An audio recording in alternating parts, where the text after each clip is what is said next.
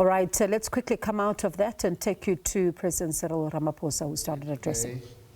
By having this business forum, we've been having a most successful official visit and state visit, really, to Brazil, and we have been well welcomed by His Excellency President Lula and his ministers and various officials, and you too, Vice President Alckmin. So we are eternally grateful to be meeting with captains of industry from both countries, but more especially from Brazil. We are a large and complex and diverse two countries, two democracies. We are two countries that are mineral rich, but more importantly, we are two countries that are full of talent. And as I look around this room, I just see and smell talented people. So all of you are such valued citizens of both our countries. We carry the weight of significant inequality, though, and we both carry the ambition to overcome the legacies of our past. Legacies that were bequeathed to us by colonialism, and in our case, apartheid as well. We have consistently championed the view that the rules governing global trade and investment must be made more fair, more inclusive, and more responsive to the challenges that our countries are facing, particularly our countries in the global south. This visit presents us with an opportunity to, in many ways, reimagine a world of opportunities which is anchored by shared values and a clear vision. As Team South Africa, we are keen to rebalance our trade by growing and diversifying South African export or trade with Brazil. President Lula and I, in the morning talks, we bemoaned the fact that the trade between our two countries is at a very low level. The important role that both our countries play on our two continents is far too big to have the trade levels that are so low between our two countries. And the important role that we play as the most industrialized countries on our two continents is far too insignificant to match the standing that we have in our two continents. Both countries have an interest in improving market access and product coverage, as Minister Tau was saying, and we can do that through a variety of offerings. And the Mercosur-SACU preferential trade agreement is a very important platform for us to utilize to good effect, to catapult us to a higher level of trade, which President Lula and I this morning express our displeasure with. Amongst other things, we need to work on reducing trade friction by strengthening cooperation on trade remedies and resolving non-tariff constraints affecting priority products between our two countries. There is huge scope for advancing industrial cooperation in identified high-impact sectors. And between the two countries, there are important key sectors where cooperation can be heightened to a much higher level. These sectors include biofuels, defense, agro-processing, agriculture, aerospace, energy, pharmaceuticals, as well as advanced manufacturing and automotives as well. Now, these cooperation levels should include technology transfer as well as skills development between our two peoples. We want to position South Africa as Brazil's gateway into African markets under the African Continental Free Trade Area, and to position Brazil as South Africa's gateway into Latin America. So the two of us have an opportunity to mutually benefit one another. Many South African companies have operations in Brazil already, and similarly, a number of Brazilian companies are making great moves into the South African market. Brazilian companies such as Petrobras, Embraer, Marco Polo have operations in South Africa, and a number of others that have been counted. We welcome the establishment by Embraer of an aviation training academy at OR Tambo International Airport, which is our main airport in South Africa, building South African aerospace talent and embedding our country in a global aviation value chain. And as the Vice President said, we already have many aeroplanes made by Embraer in South Africa, flying the Brazilian flag. Marco Polo has invested in automotive manufacturing in the Gauteng province, which is the most populous province in our country, contributing assembly capacity and workforce development. The Brazilian industrial engineering group, WEG, has built a manufacturing and distribution presence that serves South Africa's mining, energy, and water sectors. So the foundation for greater trade and investment is in place, and our two countries can already look forward to greater investment and trading that can go beyond the low levels where we are now. Now, within BRICS, we have both championed development-oriented reform of the international financial architecture. Within IPSA, we have demonstrated that South-South cooperation can deliver the outcomes that are desirable in health, in agriculture, science, and education as well.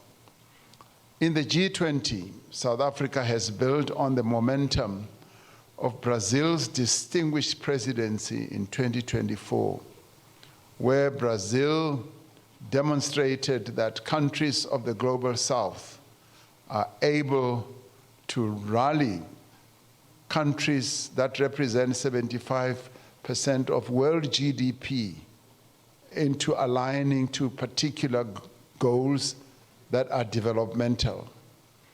They have demonstrated, as Brazil, that advancing shared priorities of inclusive growth, climate finance, and fairer trade rules is the way to go. We have a foundation of a preferential trade agreement, Mercosur and SACU, covering more than 1,000 tariff lines. And we must admit that we have only utilized some 10% of what this free trade agreement has to offer us, or preferential trade agreement. And this we see as a platform with much greater potential than has yet been realized.